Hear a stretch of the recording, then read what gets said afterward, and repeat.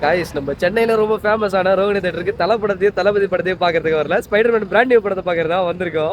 Show ஆரம்பிக்கிறதுக்கு கொஞ்சம் time இருக்குன்னு சொன்னாங்க. ஸோ பக்கத்துல விஆர் மால் இருக்கு, அதில் சுத்திட்டு போயிட்டு வீடியோ கண்டினியூ பண்றேன். படத்தை பத்தி சொல்லி ஸ்பாய்லர் பண்ண விரும்பல. தேட்டருக்குள்ள என்ட்ரி ஆனோன்னு தளபதி அண்ணாவோட எல்லா படத்தோட டைம்லைனோட போட்டோஸ் பேனர்ஸ் எல்லாமே வச்சிருந்தாங்க.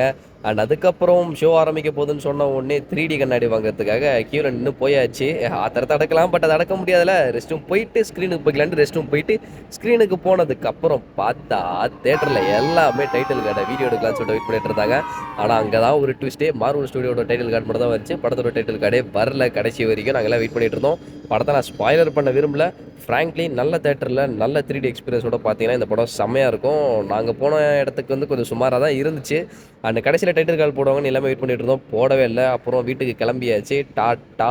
மறக்காமல் நம்ம பேஜை ஃபாலோ பண்ணிக்கோங்க இந்த மாதிரி சின்ன சின்ன வ்ளாக்ஸுக்கு.